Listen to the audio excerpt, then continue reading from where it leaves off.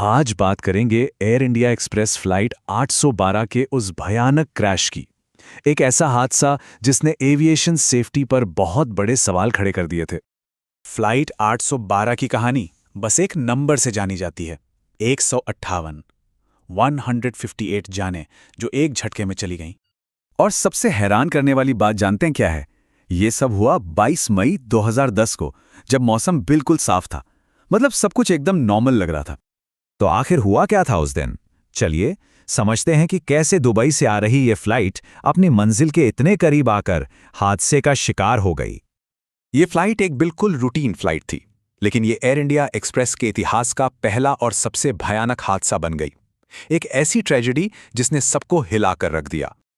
अब देखिए, इस क्रैश को समझने के लिए ये जानना बहुत जरूरी है कि लैंडिंग कहाँ हो रही थी, क्योंकि वो जगह अपने आप में एक बहुत बड़ा चैलेंज थी।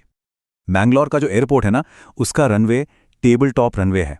इसका मतलब ये एक पठार या पहाड़ी के ऊपर बना है और इसके दोनों सिरों पर सीधी गहरी खाई है।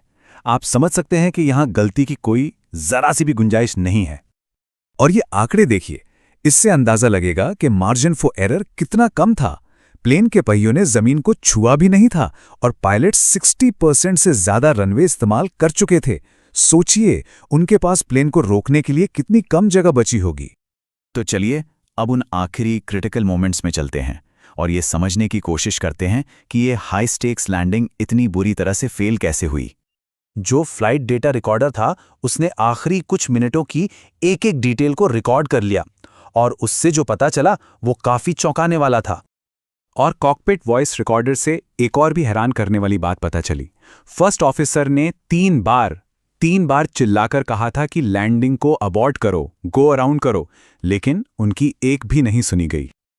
और यहीं पर इन्वेस्टिगेशन का सबसे बड़ा सवाल खड़ा होता है कि एक इतना एक्सपीरियंस पायलट इतनी साफ और सीधी वार्निंग्स को नजरअंदाज कैसे कर सकता है?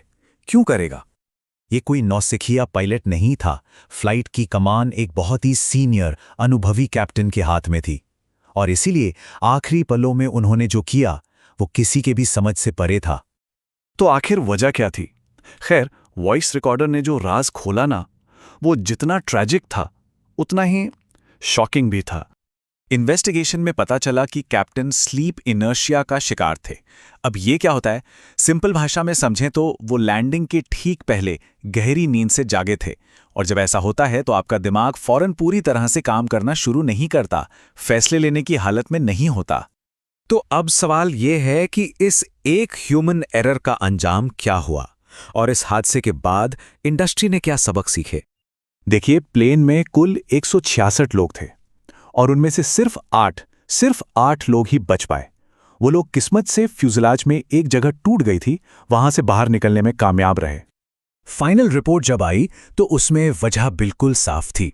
ये पूरा मामला पायलट की थकान यानी पायलट फटीग के खतरों पर एक बहुत बड़ी केस स्टडी बन गया। इस हादसे ने दुनिया भर की एयरलाइन इंडस्ट्री को सोचने पर मजबूर कर दिया। और आखिर में यह हादसा एक बहुत बड़ा सवाल पीछे छोड़ जाता है कि जब कोई पायलट थकान की वजह से डिसीजन लेने की हालत में ही ना हो, तो उस वक्त प्लेन की कमान असल में किसके हाथ में होती है?